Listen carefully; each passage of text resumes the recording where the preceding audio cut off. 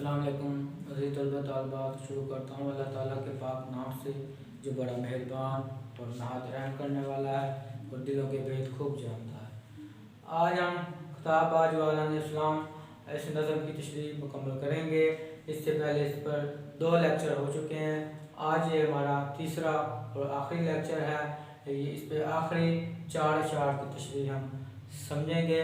पहले 2 लेक्चर में तफसील से बात हो चुकी है, शायर का तारफ़ और नज़म का तारफ़। आज डायरेक्ट हम अपने मौजू पर बात करेंगे। तो शेर नंबर 8। गंवा दी हमने जो असलाफ से मिरास पाई थी,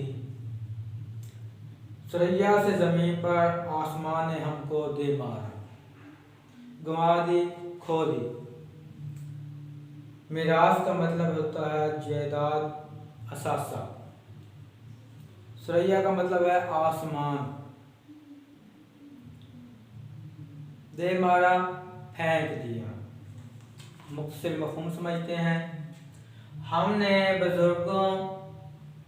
बुजुर्गों के इल्म से फ़ायदा नहीं उठाया, जिसकी वजह से आज हम ज़वाल का शिकार हो गए हैं। हमारे बावजदाद की जो रवायात थी, हमारे इस्लाफ के जो कारनामे थे, उनके बाद जो इल्म था, हमने उससे इस्तिफ़ादा नहीं किया। उनकी जो अखलाकी कदरें थीं, आज हमें उस चीज़ की कमी है। आज हम ज़वाल का शिकार हैं। तो उसकी वजह यही है कि हमने अपने बावजदाद के उस इल्म से कोई फ़ायदा हासिल नहीं किया।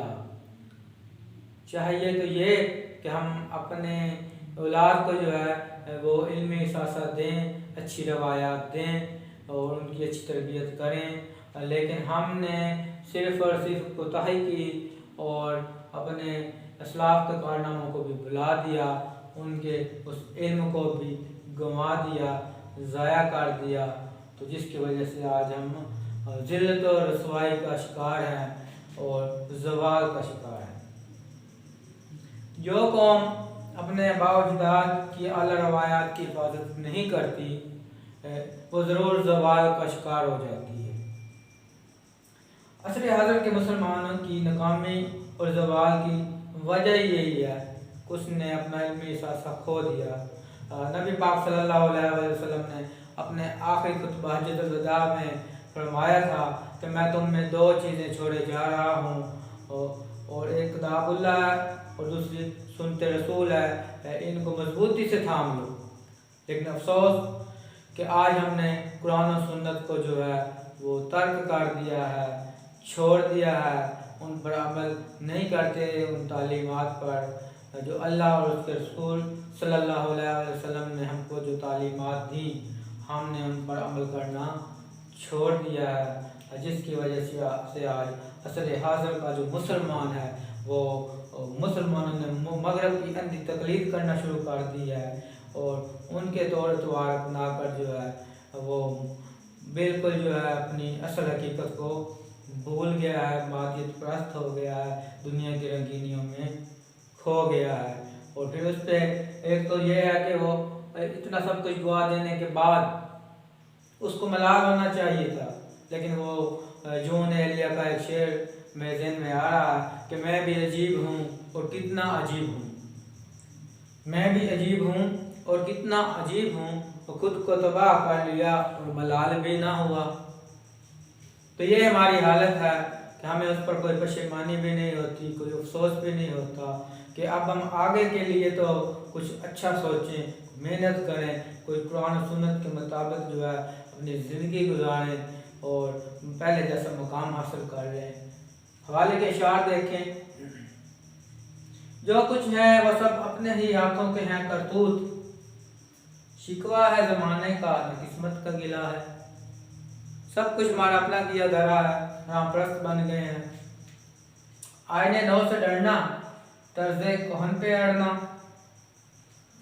आईने नौ से डरना, तर्ज़े कोहन पे अड़ना। मंजिल यही कठिन है, मंजिल यही कठिन है कौमों की ज़िंदगी में। हम वही पुरानी रवायात, पुराने असूलों पर जो है वो अड़े हुए हैं। अब जदीद दौर के मुताबिक हम खुद को नहीं डाल रहे, खुद को नहीं बदल रहे और जिसकी वजह से जो अब मगरब वाले तो आगे तरक्की करते जा रहे हैं, हमारे उन साइंसी इल्म से भी इस्तेफादा हासिल करके वो आगे बढ़ते जा रहे हैं, लेकिन हमें क्या है, हाथ पे हाथ रख के बैठे हैं। फिर वही बात कि हर कोई में मस्त में ज़ोक़े तन आसानी है, हर कोई मस्त में ज़ोक़े तन आसानी है, तुम मुसलमान हो यही अंदाज़े मुसलमानी है। हैदरी फ़िक्र है न दौलत आसमानी है, तुमको असलाफ से क्या निस्बत रूहानी है। हमें अब अपने असलाफ के साथ जो है कोई निस्बत ही नहीं रही, हम उनके कारनामों को, उनकी रवायात को भुला चुके हैं। उम्मीद है आपको इस शेर की तशरीह समझ आ गई होगी। अब 9वें शेर की तशरीह हम समझते हैं। हुकूमत का तो क्या रोना कि वो एक आर्ज़ी शय थी, नहीं दुनिया के आइन मुस्लिम से कोई चारा। आइन कहते हैं, आइन मुस्लिम माना हुआ असूल, और चारा का मतलब है इलाज। तो मुख्तलिफ मफ़हूम देखें। ये दुनिया का तस्लीम शुदा सच्चा कानून है कि हुकूमत आर्ज़ी शय है, हर अरूज को ज़वाल है, जिनकी नाम ही तब्दीली का है, तग़य्युर है। तो ये कानून फितरत है कि जो कौम आराम परस्त हो जाती है, जो अपनी रिवायात को भूल जाती है, जो अल्लाह ताला के अहकामात को ऊपर से पुष्ट डाल देती है, फिर उस पर ज़वाल आ जाता है। खुदा ने आज तक उस कौम की हालत नहीं बदली, खुदा ने आज तक उस कौम की हालत नहीं बदली जिसे ना हो एहसास आप अपनी हालत के बदलने का। तो किसरा जैसी ताकतें जिनको बड़ा घमंड था अपने आप पे, वो भी ज़वाल का शिकार हो गई। इसके बाद मुगलिया दौरे हुकूमत देख लें, उन्होंने कितने लंबे अरसे तक हुकूमत की, लेकिन जब वो उनके अपने जो बादशाहों के बेटे थे, वो जो शहजादे थे, तख्त नशीनी के लिए आपस में जंगें करने लग गए। औरंगज़ेब आलमगीर के अपने बेटों की आप हिस्ट्री पढ़ के देखें, आपस में ही जंगें करते रहे और दुश्मन ताकतवर होता गया। अंग्रेज़ ने इस बात का फ़ायदा उठा लिया और फिर वो आखिरी मुगल बादशाह बहादुर शाह ज़फ़र, जिसको कैद करके जलावतन कर दिया गया और रंगून भेज दिया गया, और नाश्ते में उसके बेटों के सर उसको पेश किए गए। तो फिर ये हालत आ जाती है जब मुसलमान जो है वो आराम परस्त हो जाता है और उसके अंदर वो पहले जैसी फिक्र नहीं रहती, और वो जोश और वो वलवला, वो उमंग जो एक मर्द मोमिन के अंदर होनी चाहिए, जो वो नहीं रहती। तो फिर वो अपने उन्हीं कमज़ोरियों की वजह से ज़वाल का शिकार हो जाता है। अगर हम तारीख़ पढ़ें तो देखें, मंगोलों ने बगदाद पर लश्कर कशी की थी, सब कुछ बर्बाद कर दिया, सब कुछ लूट लिया, लेकिन उसके बाद फिर सल्तनत उस्मानिया भी आ जाती है, उसका भी अपना एक अरूज होता है। मुसलमानों को फिर एक छतरी के नीचे जो है एक तरक्की करने का मौका मिल जाता है, अरूज मिल जाता है। लेकिन उसके बाद फिर क्या होता है, ये बरतानिया का आप देख लें, इन्होंने मुसलमानों पर कितनी हुकूमत की, कितने अरसे तक, लेकिन फिर 1947 से 1950 पर इन पे भी ज़वाल आ गया। ये भी एक बड़ी ताकत के तौर पे बहुत से ममालिक पर हुकूमत कर रहे थे। हिंदुस्तान से भी, हमने भी बरतानिया से, हिंदुस्तान ने आज़ादी हासिल कर ली, पाकिस्तान बन गया और इंडिया बन गया। सोवियत यूनियन को आप देख लें, उसका एक अरूज था, लेकिन 1992 ईस्वी में अफगानी मुजाहिदीन के साथ जब उसका टकराव होता है मुसलमान कौम के साथ, तो फिर वहाँ से उसे अफगानिस्तान निकलने पर मजबूर हो जाती है। सोवियत यूनियन वो नाकाम हो जाती है। और इसके बाद अमेरिका को देख लें, ये भी अफगानिस्तान में कितने सालों से जो है जंग जारी रखे हुए था, लेकिन अब ये भी निकलने पर मजबूर हो गया है। तो हर रोज को ज़वाल होता है, न समझोगे तो मिट जाओगे, ए हिंदुस्तान वालों तुम्हारी दास्तां तक न रहेगी दास्तानों में। डॉक्टर अल्लामा मोहम्मद इकबाल जिस दौर के शायर हैं, आपको पता उस वक्त हमारा गुलामी का दौर था, तो उनकी शायरी में बहुत से अशआर में ये पैगाम मिलेगा, एक जोश और जज्बा पैदा करने की कोशिश की गई है। डॉक्टर अल्लामा मोहम्मद इकबाल ने जवानों के अंदर वो शाहीन का आरा इस्तेमाल किया है और आज़ादी हासिल करने के लिए, कुछ करने के लिए उनके अंदर उमंग पैदा की है, एक मुहरत पैदा किया। उनकी शायरी के अंदर जो है एक जोश है, वलवला है, जज्बा है, उमंग है, फिक्र है, सोच है। काजी का ये फतवा है अज़ल से, तकदीर के काजी का ये फतवा है अज़ल से, है जुर्म ज़ाइफ़ी की सज़ा मर्गे वफ़ाजात। तो मुसलमानों को आगे बढ़ने के लिए क्या है, कुछ ना कुछ करना होगा, हिम्मत करनी होगी। तो जो कौम मेहनत नहीं करती, जो कौम रामप्रस्त बन जाती है, फिर क्या है, और ज़िल्लत और रसवाई इसका मुकद्दर बन जाती है। उम्मीद है आपको शेर की भी तशरीह समझ आ गई होगी। अब हम 10वें शेर की तशरीह समझते हैं। मगर वो इल्म के मोती किताबें अपने आबा की, जो देखें इनको यूरोप में तो दिल होता है से पारा। आबा अबाउजदाद बुजुर्ग काबरीन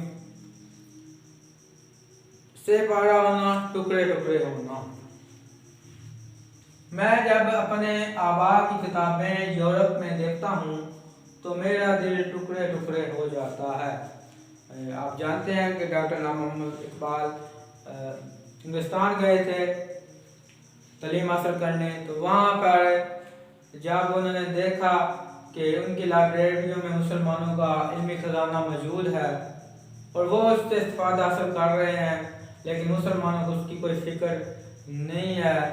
वो उलूम व फ़नून जो मुसलमानों के थे, आज मगरब वाले उनको अपनी लाइब्रेरियों में रख कर उनके तराजुम करके उन साइंसी उलूम से फ़ायदा हासिल कर रहे हैं। तो इस पर डॉक्टर अल्लामा मोहम्मद इकबाल का दिल तरफ जाता था कि ये इस खजाने से तो हमें फ़ायदा हासिल करना चाहिए था, हमें आगे बढ़ना चाहिए था, लेकिन मुसलमानों ने इस तरफ तवज्जो नहीं की, इल्म की उस मिरास को खो दिया, गंवा दिया।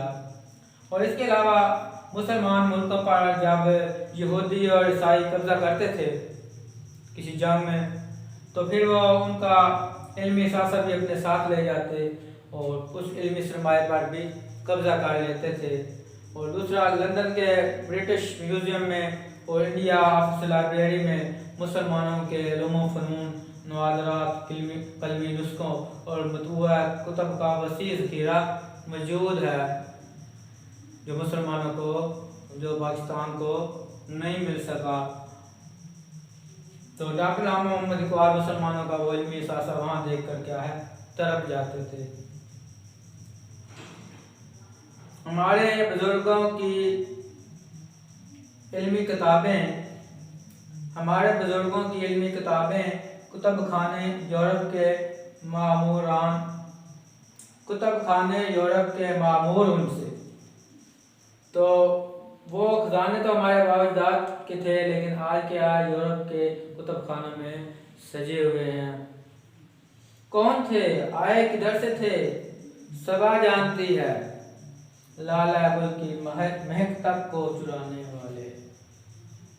हिंदुस्तान में बड़े सगीर पाक हिंद में अंग्रेज तिजारत की घर से आए थे, फिर सियासत में हिस्सा लेने लगे और फिर यहाँ के मुल्क पर हुक्मरानी करने लगे। ख्वाब तो वो बहुत पहले से देख रहे थे और 1857 ईस्वी की जंग आज़ादी की नाकामी के बाद वो पूरे बड़े सगीर के हुक्मरान बन गए। तो फिर उन्होंने यहाँ के वसाइल से भी इस्तेफादा हासिल किया और यहाँ की तमाम जो कीमती चीज़ें थी वो भी यहाँ से ले गए और साथ साथ इल्मी सासा भी ले गए। आपको बताया कि वहाँ के जो लंदन का जो ब्रिटिश म्यूज़ियम है, वहाँ पर आज भी मुसलमानों का बहुत सा इल्मी सासा, इल्मी सरमाया महफूज है। शाख हर नखल है हैराना तही दस्त खरी। शाख हर नखल है हैराना तही दस्त खरी। बाग का लूट गए सैर को आने वाले।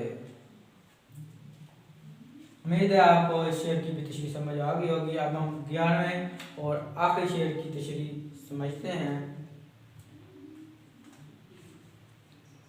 गनी रोज़े स्याह पीरे कनान रा तमाशा कुन के नूर दीदा अश रोशन कुन चश्मे जुलेखारा।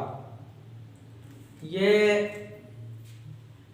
मोहम्मद ताहिर गनी कश्मीरी का शेर है और इसको हम तज़मीन कह सकते हैं। तज़मीन का इस्तेमाल किया डॉक्टर अल्लामा मोहम्मद इकबाल ने किसी दूसरे शायर का शेर लेकर या उसके अंदर एक मिसरा अपना लगाकर उस शेर को फिर हम तज़मीन कहते हैं कि इसमें शायर ने तज़मीन का इस्तेमाल किया है। अगर किसी दूसरे शायर का कोई मिसरा लेकर या उसके शेर को अपने शायर में वो लिखा जाए। तो इसके अलावा इसके अंदर तनवीर भी है। पीर के नाम की बात हुई है तो हज़रत यूसुफ अलैहिस्सलाम के वालिद हज़रत याकूब अलैहिस्सलाम की बात की गई है। तो इसकी अगर हम तशरीह करें, पहले इसका लफ्ज़ी मफ़हूम देख लें। रोज़े स्याह से मुराद है तारीख दिन। पीरे गुनाह से मुराद हज़रत याकूब अलैहिस्सलाम है। रात तमाशा कुन नज़ारा देखना और नूरे क्या नूरे दीद अश उनकी आंखों का नूर रोशन कुन रोशन कर गया चश्मे जुलेखारा जुलेखा की आंखों को। अब इसका बामुहावरा मफ़हूम समझते हैं। गनी ज़रा याकूब अलैहिस्सलाम की आजमाइश तो मुलाहिज़ा हो कि उनकी आंखों का नूर हज़रत यूसुफ अलैहिस्सलाम उनकी आंखों का नूर जुलेखा की आंखों का तारा बना हुआ है। हम जानते हैं कि हज़रत यूसुफ अलैहिस्सलाम जो कनान के रहने वाले थे, उनके भाइयों ने उनको कुएं में फेंक दिया और फिर वो वहाँ से काफ़िले के साथ बिकते हुए मिस्र पहुँच गए थे और फिर वहाँ पर मिस्र के बादशाह भी बन गए, हुक्मरान भी बन गए। तो कहना ये चाहता है शायर कि हज़रत यूसुफ अलैहिस्सलाम जो उनकी हज़रत याकूब अलैहिस्सलाम की आंखों की रोशनी थे, आंखों का नूर थे, चाहिए तो ये कि वो कनान को रोशन करते, लेकिन जुलेखा की आंखों का तारा बन गए, उनकी आंखों को रोशन कर दिया। वहाँ मिस्र जाकर मिस्र वालों के लिए वो खुशहाली का भी पैगाम लाए। जब कहत आ गया था तो आपकी जो पेशन गोइयाँ होती थी वो भी ठीक साबित होती थी और आपने फिर वहाँ मिस्र में बहुत अच्छी हुकूमत की, तो इससे मिस्र वालों को फ़ायदा हुआ। चाहिए तो ये था कि कनान वालों के लिए फ़ायदेमंद होते, लेकिन क्योंकि आप अपने वाले से जुदा हो गए थे, काफ़ी सालों के लिए बिछड़ गए थे, इसलिए आप मिस्र पहुँचे। तो मिस्र वालों के लिए आप जो है एक उनकी आंखों का तारा बन गए, हज़रत जुलेखा की आंखों का तारा बन के उनकी आंखों को रोशन कर दिया। तो इसके अंदर तनवीर का भी इस्तेमाल हुआ है, लेकिन इसके साथ हम इसकी तशरीह करने के लिए इससे पहले वाले शेर को भी सामने रखेंगे। उसके साथ इसका एक राबत है कि हमारे बुजुर्गों की जो इल्मी किताबें थीं वो इल्मी खजाना वो यूरोप वाले ले गए। ठीक है, तो यूरोप वाले क्या है, हमारे बाप की किताबें यूरोप चली गई।